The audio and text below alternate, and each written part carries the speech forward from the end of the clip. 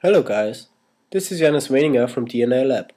Welcome to podcast number 2, Surface Analysis 2010, the workflow. In our first podcast we told you a little bit about the basic idea of the Surface Analysis project, and now we are so far finished that we can show you the first results. Here you can see the interface of the little program we wrote in Java that allows us to calculate the values for the analysis process and send them to the machine. The software also regains the analyzed data in real time and saves them automatically into various output files when the analysis is finished. So let's have a closer look at this. We will just load a JPEG for now.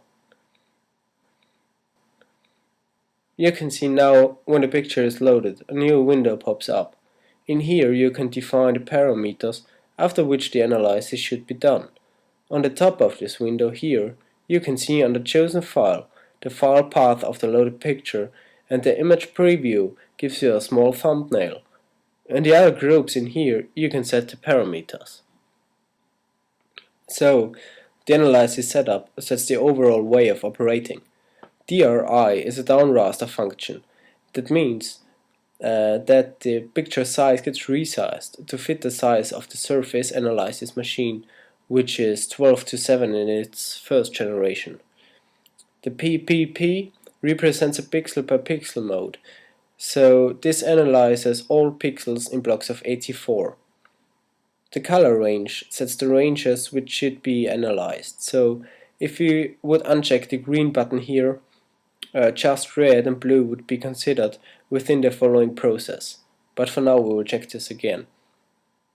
The color depth, finally, sets the machine to an analog or digital mode. This means that the full color depth, which is analog mode for the machine, sets the real color values of the pixels as data for the analysis process. The breakdown sets the machine into digital mode, and all the values get mapped to 0 or 1. Especially when using pictures with just a small color depth like black and dark gray, this function gives a better output. On the lower right side here, you can see the file output. We just have added here diagram output, but although the program will give more different output files, we will see that a little bit later. We just added this in here for now to get a clear programming structure, and we'll add more different possibilities in future. So with the click on proceed, we will finally start the analysis process. The duration depends on the file size and the chosen parameters. In this phase of the analysis process, the values get calculated in the software and sent to the machine. We can see here now the fans influencing the surface, and this cause changes getting tracked by an IR cam and sent back to the PC. We are using a normal tracking software, in our case dBeta, to get the changes back into our program. So here you can see on the left side the picture directly filmed by the webcam. On the right side they are the tracked points.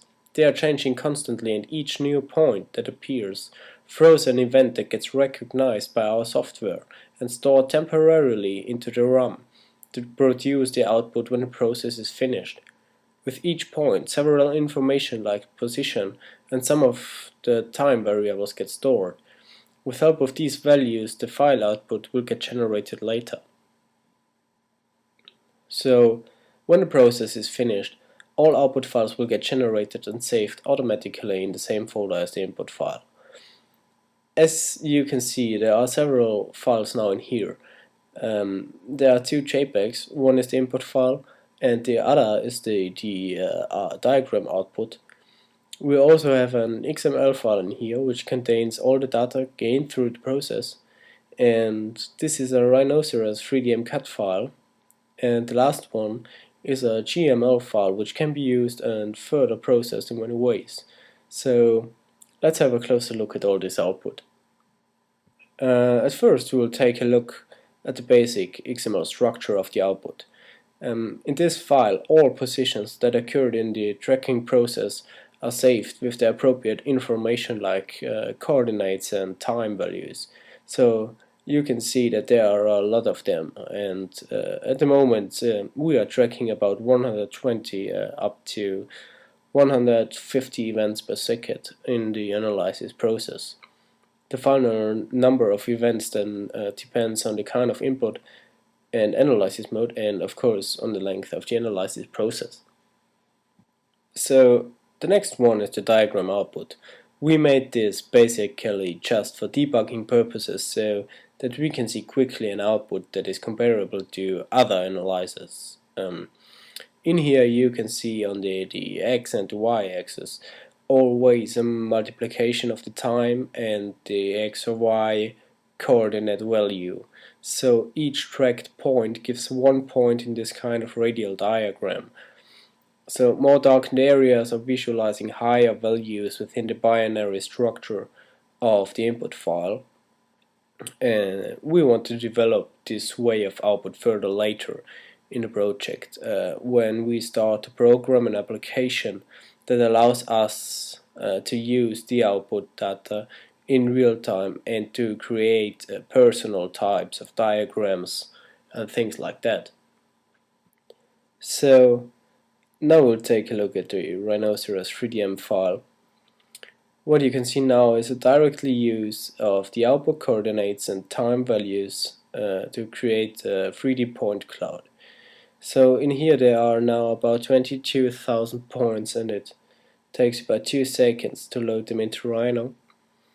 In future we will add this then as a possibility to the program, so the 3DM file will be generated automatically in the way you want it. There will also be the possibility to generate surfaces or solids or something based upon the gain data. We are currently testing some possible ways to do that, so that you then should get a helpful output. The last file now is GML file. GML is the graffiti markup language, which is based on XML structure. A lot of different applications or machine-based projects are using this kind of language, and there is a big community that searches for new GML files so that they can test their own projects with different files. And among all these apps there is one called Graffiti Analysis. We will use that now to show you the content of the file and what is possible to do with this file type.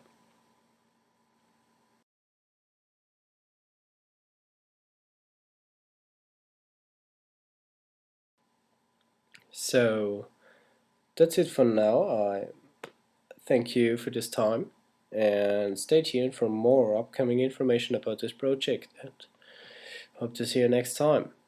Goodbye.